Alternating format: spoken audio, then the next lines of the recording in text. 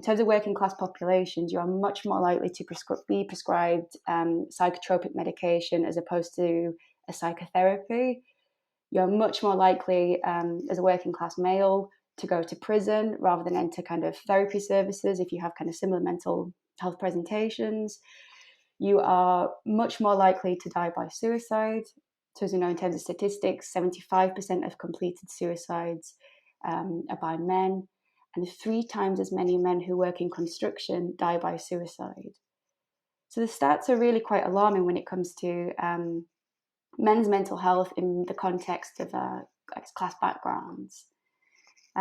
So for my thesis, I wanted to kind of go back to adolescence where some of these class constructs are being, gender constructs are being developed. And I wanted to have conversations with these boys and see how the narratives they held around masculinity impacted the help-seeking process, if at all.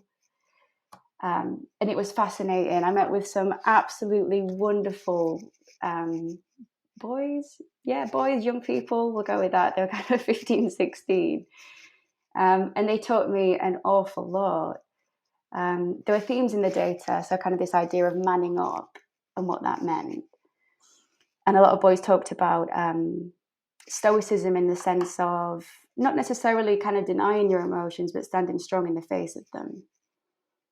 And for them, seeking support from like a mental health service would be a sign that you couldn't do it yourself. So there's quite a lot of stigma attached to help seeking in kind of a formal way. But we also have to get curious about what we mean about help seeking. Because for them, if they were experiencing a challenge in their mental health, it wasn't necessarily an obvious route to go to a service. They would talk to their mates, or they might kind of immerse themselves in the gym or in a hobby, or they might kind of speak with family members. So it was help seeking, but just in a less clinical way.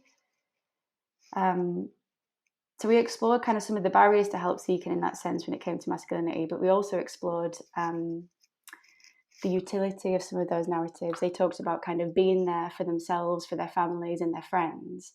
This idea of kind of having a strong kind of protector role. And that was something that really bolstered their self-esteem. So as you can probably hear as I'm talking about it, it's not clear cut, and we all take individual meaning from these social constructs. So it's not as simple as saying it's a barrier or it's a facilitator. You have to take a much more nuanced approach than that. Do you think that the reason why they aren't seeking support in the same way as, I don't know, potentially young girls or women would seek that support is because the support isn't as set up for men, or is it more, or boys, or is it that the boys, is it more on their end that they don't, there's a false belief that it's not set up for them? Like, which do you think there's an element of both, or do you think that the services are kind of equally as equipped for both young boys and women and girls? Yeah, good question. I think it's probably both. I think on the surface of it, if you look at kind of just visible characteristics when you enter a mental health service, look at psychology, for example, predominantly female-dominated field. As I think you did undergrad psychology yourself, is that right? I'm wanting to pursue it. Yeah, I don't currently study it, but I want to go on to do a doctorate. Yeah. Oh, great. I think you'd be brilliant, by the way. But dominated female field.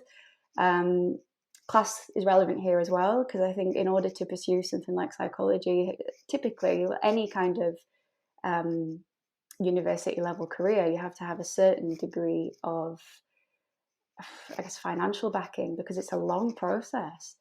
And they're like the assistant psychology posts, they're low paid roles.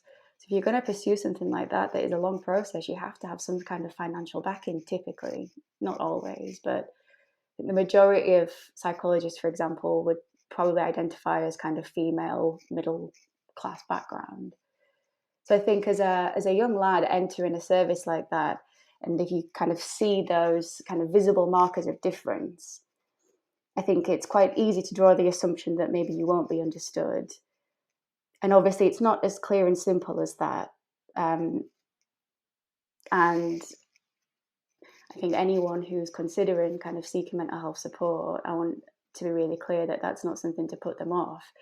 Because actually, most of the services I work with, we have like such a motivated, passionate mental health workforce here in the UK, and it's our job to understand you. That's exactly why we're there.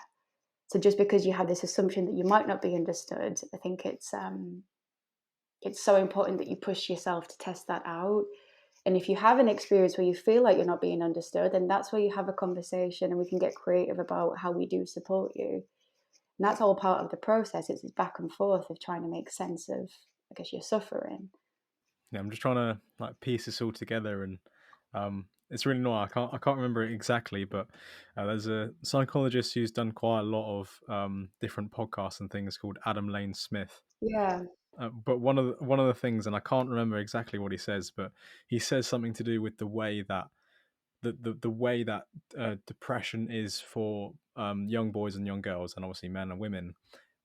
Like it manifests itself in different ways, and so I suppose for young boys, it might manifest in a way that means that they need to feel, I don't know, like typical masculine tropes, as you've mentioned, of I don't know, protecting and providing, or being respected, or having honor and things. And if they don't feel like they're being useful, then that might be a problem for them. Whereas obviously it manifests differently in girls, and potentially the way I don't know what, as is obviously it's a female dominated field. Maybe there's that kind of dynamic there as well. But I don't know enough about it really to make a comment either way. No, I think that word you use, useful, is really quite key here. So this idea in psychology that I guess neurologically speaking, men are more wired up to be drawn toward machines, and females are more wired up to be drawn towards people. Now that's a very kind of rash generalization, and obviously it doesn't always work like that, and it's not clear cut. But in my clinical experience, I think men typically are looking for more kind of practical, useful information, whereas women take much more of a kind of an exploratory approach. And again, it's not as clear cut as that. It's just kind of looking at themes in your clinical work. I would say a lot of men that come to therapy want a concrete plan and a concrete kind of vision as to how they can change. Whereas I think women, in my experience, are much more likely to kind of just immerse in the process and see where it takes them.